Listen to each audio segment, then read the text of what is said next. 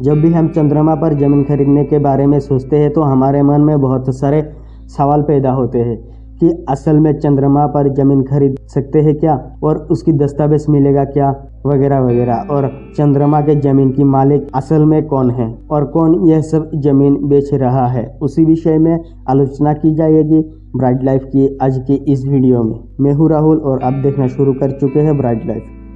साल 1967 में संयुक्त राष्ट्र की पहल पर संयुक्त राज्य अमेरिका, सोवियत संघ और यूनाइटेड किंगडम या great Britain outer space treaty नाम के एक समझौता पर हस्ताक्षर किया। समझौता पर कहा गया था कि कई देश चंद्रमा और अंतरिक्ष की किसी भी ग्रह और उपग्रह के संप्रभुता या स्वामित्व का दावा नहीं कर सकते हैं। बाद में 111 देशों ने इस ट्रीटी पर हस्ताक्षर किया।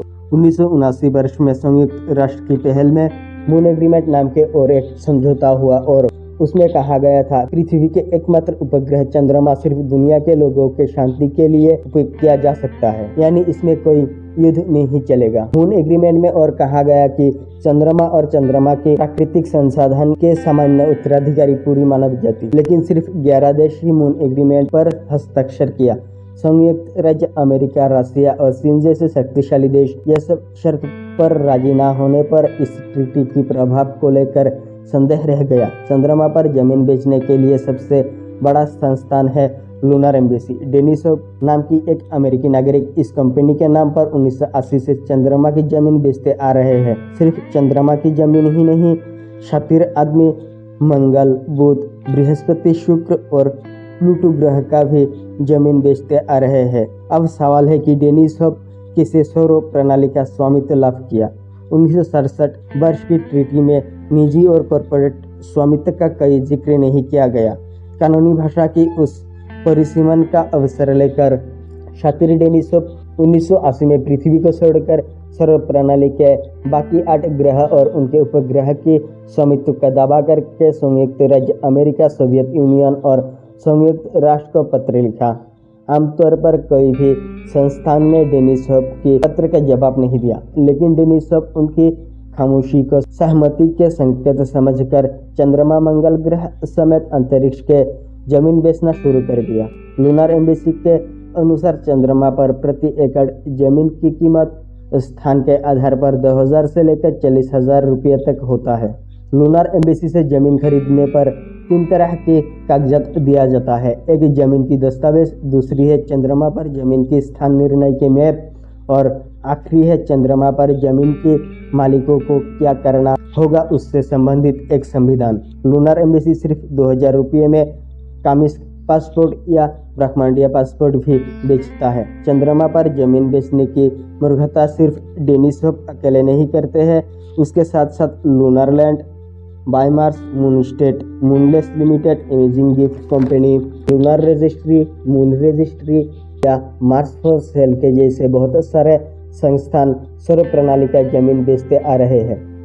हास्यास्पद विषय यह है कि डेनिसोव खुद उनकी वेबसाइट पर यह सारे कंपनियों का जिक्र करके उनको नकली और मौकापरस्त के रूप पर वर्णन किया। लेकिन ठगबाजी में लूनर एम्बेसी सबसे पहले, यह बोलने की जरूरत नहीं क्योंकि यह लोग अब तक 60 लाख लोगों को जमीन बेचा है। सिर्फ आम जनता ही नहीं, बिजनेसमैन, हॉलीवुड, बॉलीवुड स्टार और कई अमेरिकी राष्ट्रपति भी डेनिसोव की लूनर एम्बेसी से चंद्रमा की जमीन खरीदा है।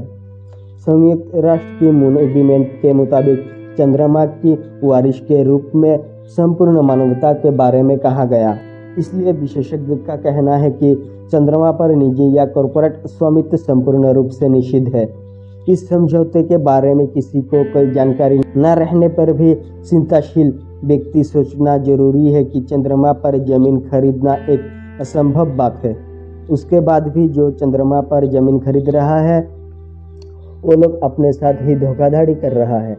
अब तक सिर्फ 12 लोगों को ही चंद्रमा पर उतरने का मौका मिला। 1972 में अपोलो 17 मिशन के जरिए लोग आखिरी बार चंद्रमा पर उतरा था।